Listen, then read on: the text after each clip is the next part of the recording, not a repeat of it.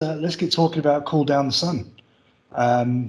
You've probably heard a couple of people say this already. I'm going to add my name to the list.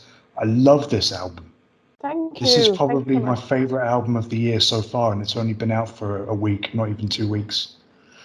Yeah. It's so good. I really liked Puritan Masochism as well, but I think Cool Down the Sun sort of built on everything Puritan Masochism did and takes it to new territories.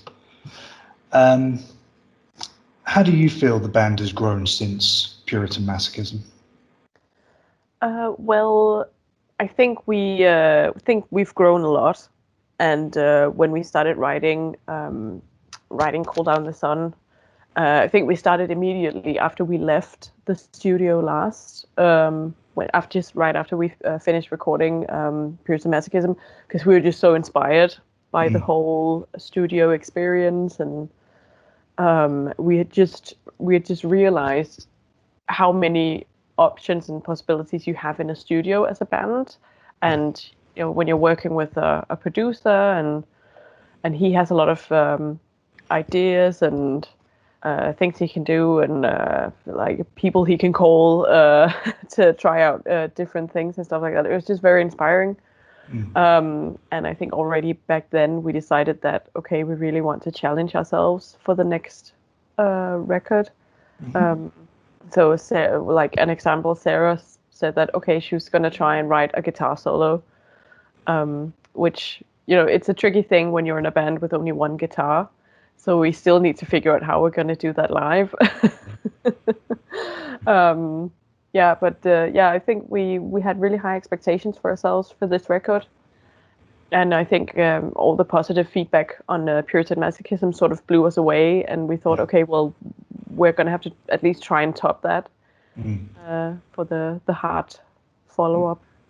Yeah, I really do think you have. Like I say, this album is so good. And I think your vocals as well, your vocals were really impressive on the first album. But this album, I'm listening to it and I'm thinking, Jesus Christ, I've never heard anything so deep.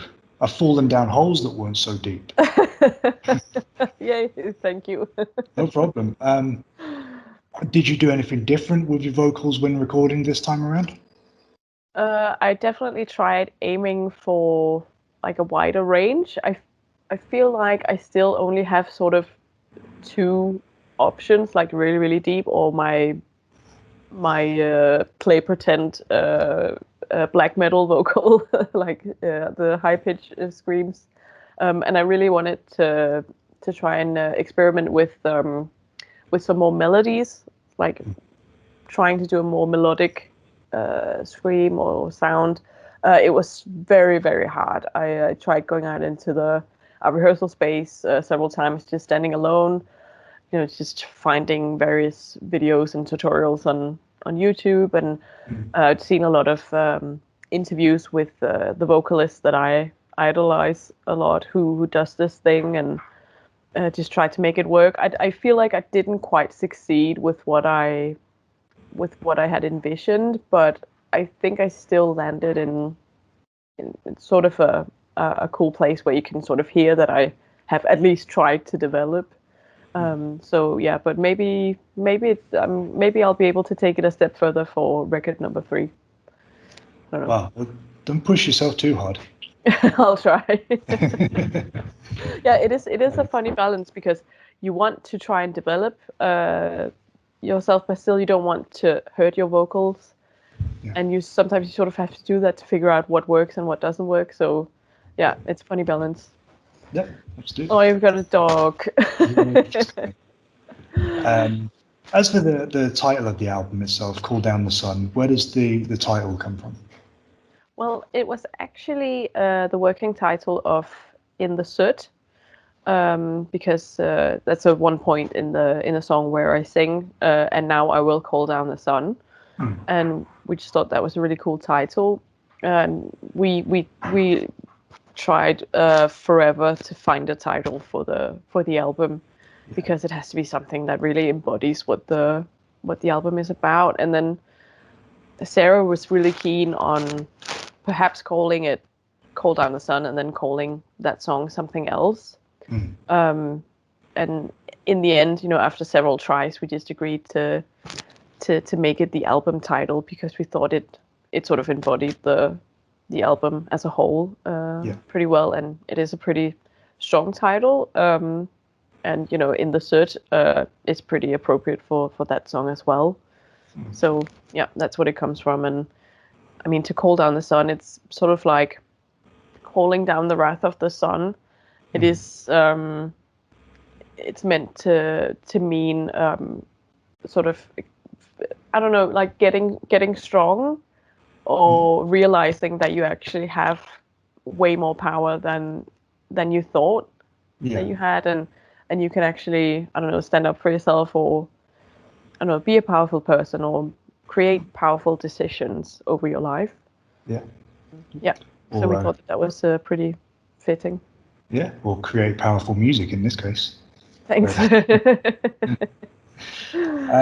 As well as that, you've done 2 music videos and a lyric video so far. The music videos for Grains and Jesus Christ, it's really Pipe Dreams. Yeah, Pipe Dreams. Dreams. It's great. I actually like Pipe Dreams more than I like Grains. Don't know why I couldn't think of the title. Obviously, Grains, the video that is very beautiful out in the woods and snow and everything like that. Where was that video filmed?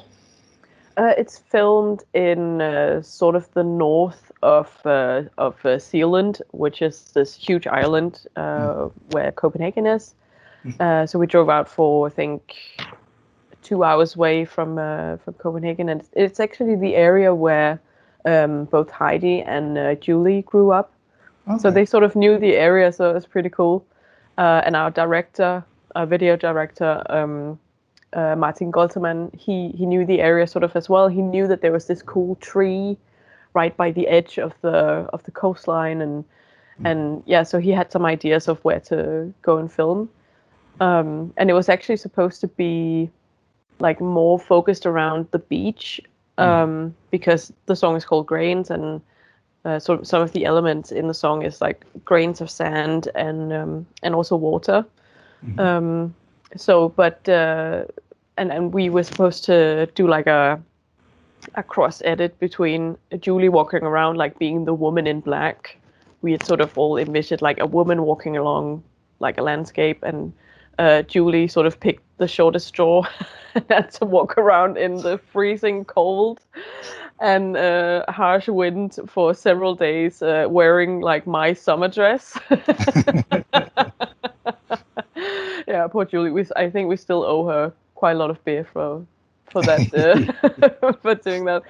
So, but we were supposed to like cross edit it with like some footage of like me lying in a pile of sand and sort of singing to the camera, and we did all that. But in the end, it didn't really work. It didn't really look as cool as we had envisioned.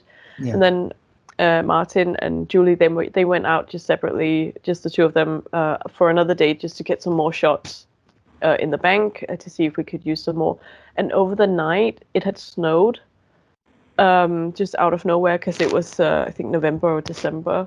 Yeah. And it just ended up being this extremely beautiful winter landscape instead. And we just all loved it. I mean, the snow and the winter, it doesn't really have anything to do with the song, but we just decided to use it anyway, because we were like, these shots are too beautiful to throw in the bin. Yeah. So it was kind of a random video, but somehow it still works, and it's really nice to watch, I think. Yeah, absolutely, and it works well with the music as well, because the music is quite sort of harsh and, for lack of a better description, cold. So it does pair with the video very, very well, I think. Yeah. I would imagine the video for Pipe Dreams was a little bit easier to shoot, given that it's more or less the band in one room. Yeah, it was, but it was, I think, did we film in December as well, or January? We filmed this old water tower, and it was absolutely freezing as well. Of course, we didn't have the wind, and we could all like jump into our winter coats in between shots, but it was extremely cold to get all these shots. I think we did like 12 or 15 playthroughs of the song. So yeah, it was easier because we had the location and everything, but it was extremely cold still. You must have been relieved then when Harana was released as a lyric video. It's like, I'm not Yeah. going cold again. Yeah, I mean, the next time we have a tendency to always like take band photos or shoot music videos like in the winter when it's just the coldest. We need to like make the next record like a summer album or something, and like just go to the beach and when it's like 25 degrees and nice weather and have some palm trees. Yeah, you got to Like, wait until this summer and then do a video for King of Sand. yeah, absolutely. And well, something else striking about the album visually is the artwork. And the artwork kind of follows on from Puritan Masochism in that it's that sort of very muted, simple enough image, but very interesting to look at. And again, it pairs well with the music. I think this was the same artist. Yes. But if I'm right in thinking, he's only done artwork for you. Yeah, he has. Yeah. So he's a professional illustrator, but works with corporations in the daytime. And then we met him at a concert, and he just said, "If you're interested, I would love to do some artwork for you." And we thought, well, okay, let's see what this guy has. And he completely blew us away. He designed our non-logo and everything. So it was like, okay, it's definitely this guy for the job. Yeah. Nice. Done a great job. Excuse me. Lyrically, if you'd like to talk about it, you don't have to. What subjects are sort of covered on this album? Well, You mentioned Cool Down the Sun, or more specifically, In the Soot. But... Yeah. So when we started writing the album, Sarah suggested that she would like to write something about like the eternal chase for happiness, and that we're basically living in a society that keeps telling us that we should always seek something more or develop, or that we're not good enough as we are, and we have to change this, and we need to be skinnier and be richer, and it's just all these things. It just goes on and on. And so that's sort of the red thread throughout the album. And Grains, our first song, is we wrote that as the first song for this album. And like at that time, I sort of realized that I was sort of having these like sort of self-destructive patterns in my life, and I was like, oh my god, I was doing this as well when I was 15. I was like, but at the same time didn't really know how to break out of those cycles, and it was just really well timed that we were writing this song, and I could sort of put some of those thoughts into the lyrics of Grains. Also, Fata Morgana was that was Heidi who brought an idea to the table that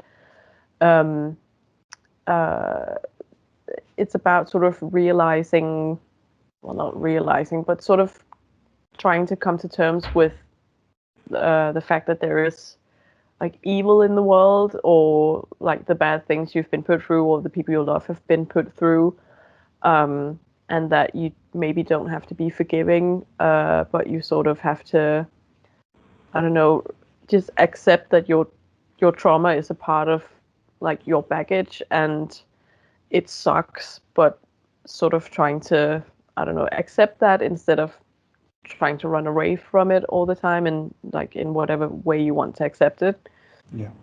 So a bit of abstract. So she had this idea, and we sort of brainstormed over it, and then I wrote the lyrics from what she had sort of expressed. Yeah. Good. No, it seems to be a running theme of strength and building on your own character and personality and things like that. It all ties in very well with the album title. Yeah, there are also songs about the absolute opposite, like realizing that there is a struggle, but deciding to giving up, which is also really sad. But you can't you can't sort of win all your battles. I mean, we are No. only human, and yeah, some things are just too big to sort of take on yourself, I guess. Yeah, absolutely. Well, like Puritan Masochism, this album's also released through Napalm Records, and Napalm are sort of ever growing, it seems. How have you found the relationship with Napalm so far? Really good. They're really, really supportive. And we just signed with a new management. So our new manager, he's in close contact with the people over at Napalm, and the communication seems to be going pretty smoothly. Smooth. Smoothly. Yeah, smoothly. Yes, exactly. Yeah. So yeah, we've been very happy with Napalm. Oh, excellent, excellent. Well, of course, now that the album's out, the scope is on live shows. You've got a big European tour coming up. Obviously, that was supposed to be a co-headlining thing with 1914, but for obvious reasons, they can't make it. But there's still a great lineup. Like say yourselves, Live Loss, High Res. I know there's another one, but I can't remember who it is. Yeah, parenthesis, zero parenthesis, and then implore. Yeah. Cool. Now that's mostly across mainland Europe and Scandinavia. Yeah. Is this the first time you've been on a tour of such length? Yeah, it is. I think the longest tour we've been on consecutively, I think, was at our release tour in 2020, like early 2020. But it was, but we had a van, and then we just had like various Airbnbs booked. This time around, we're gonna sleep in the bus. Like we've booked a bus with hammocks. yeah, bunk beds. Yeah, so that's going to be the first time we try actually sleeping on the bus. So that's going to be very interesting. That's how you know you've made it. Yeah, absolutely. Yeah, it definitely makes us feel like rock stars. But let's see, like after the first night and no one has had any sleep and everybody's cold and hungry and hungover and yeah. But we'll see. It's gonna be great to try. It's definitely been one of those goals we've had. Like we want to do a tour with, a bus with bunk beds. Yep. Good. And I know you've got some other cool things coming up as well. I think is it the Sweden rock cruise you're doing? There's a cruise yeah, Gefle cruise. Yeah. Okay. And then the day after that, we're flying off to London. I've got my ticket. Yeah, great. I'll see you there. Yeah. Once I saw the lineup for Desertfest, and I saw Konvent, and I saw Black Lab, and I said, I'm going. I don't care who else is playing. Take my money. I'm seeing Konvent and I'm seeing Black Lab. Great. No. Nice. Yeah. Well, I'll definitely see you there. Rikke, thank you very, very much for taking the time to speak to me today. I really do appreciate it. And once again, you're probably sick of me saying it by now, but I love this album. Thank you. Thank you so much. You're very welcome. Thank you very much. You look after yourself. You too. Bye now.